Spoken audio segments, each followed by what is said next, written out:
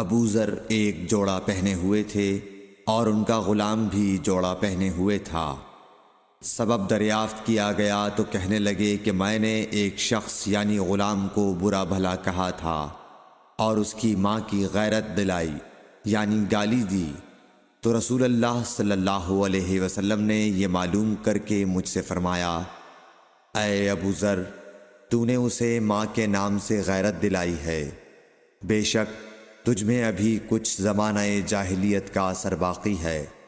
یاد رکھو ماتحت لوگ تمہارے بھائی ہیں، اللہ نے اپنی کسی مصلحت کی بنا پر انہیں تمہارے قبضے میں دے رکھا ہے، تو جس کے ماتحت اس کا کوئی بھائی ہو تو اس کو بھی وہی کھلائے جو آپ کھاتا ہے، اور وہ کپڑا اسے پہنائے جو آپ پہنتا ہے، اور ان کو اتنے کام کی تکلیف نہ دو کہ ان کے لیے مشکل ہو جائے، اور اگر کوئی سخت کام ڈالو تو تم خود بھی ان کی مدد کرو۔ صحیح بخاری حدیث نمبر 31۔ جب سورہ انعام کی یہ آیت اتری، جو لوگ ایمان لائے اور انہوں نے اپنے ایمان میں گناہوں کی آمیزش نہیں کی، تو آپ صلی اللہ علیہ وسلم کے اصحاب نے کہا، یا رسول اللہ، یہ تو بہت ہی مشکل ہے، ہم میں کون ایسا ہے جس نے گناہ نہیں کیا؟ تب اللہ پاک نے سورہ لقمان کی یہ آیت اتاری کہ بے شک شرک بڑا ظلم ہے۔ صحیح بخاری حدیث نمبر 32۔ رسول اللہ صلی اللہ علیہ وآلہ وسلم نے فرمایا، منافق کی علامتیں 3 ہیں، جب بات کرے جھوٹ بولے، جب وعدہ کرے اس کے خلاف کرے، اور جب اس کو امین بنایا جائے تو خیانت کرے۔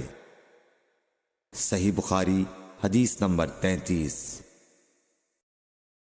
رسول اللہ صلی اللہ علیہ وسلم نے فرمایا کہ 4 عادتیں جس کسی میں ہوں تو وہ خالص منافق ہے، اور جس کسی میں ان 4 میں سے ایک عادت ہو تو وہ بھی نفاق ہی ہے جب تک اسے نہ چھوڑ دے۔ وہ یہ ہیں، جب اسے امین بنایا جائے تو امانت میں خیانت کرے، اور بات کرتے وقت جھوٹ بولے، اور جب کسی سے عہد کرے تو اسے پورا نہ کرے، اور جب کسی سے لڑے تو گالیوں پر اتر آئے۔ صحیح بخاری حدیث نمبر 34۔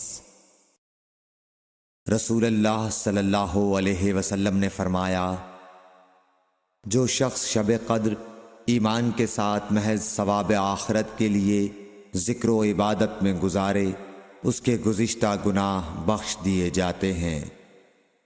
صحیح بخاری حدیث نمبر 35۔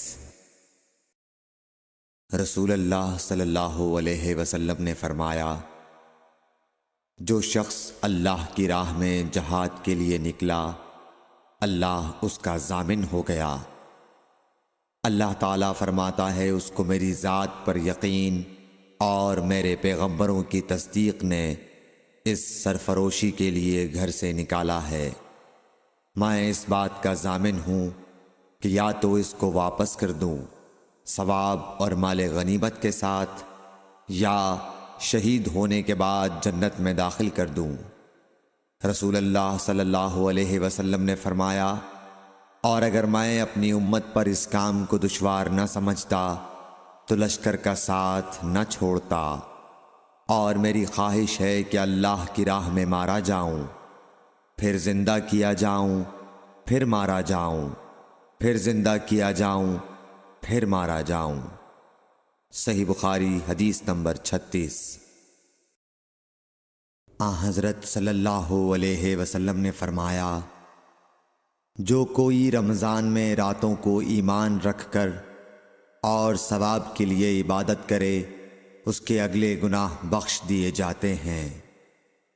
صحیح بخاری حدیث نمبر 37۔ حضرت صلی اللہ علیہ وسلم نے فرمایا، جس نے رمضان کے روزے ایمان اور خالص نیت کے ساتھ رکھے، اس کے پچھلے گناہ بخش دیے گئے۔ صحیح بخاری حدیث نمبر 38۔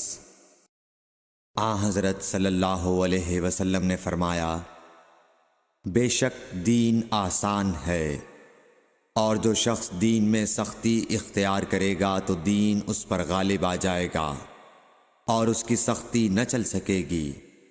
بس اس لیے اپنے عمل میں پختگی اختیار کرو، اور جہاں تک ممکن ہو میانہ روی برتو، اور خوش ہو جاؤ کہ اس طرز عمل سے تم کو دارین کے فوائد حاصل ہوں گے، اور صبح اور دوپہر اور شام اور کسی قدر رات میں عبادت سے مدد حاصل کرو۔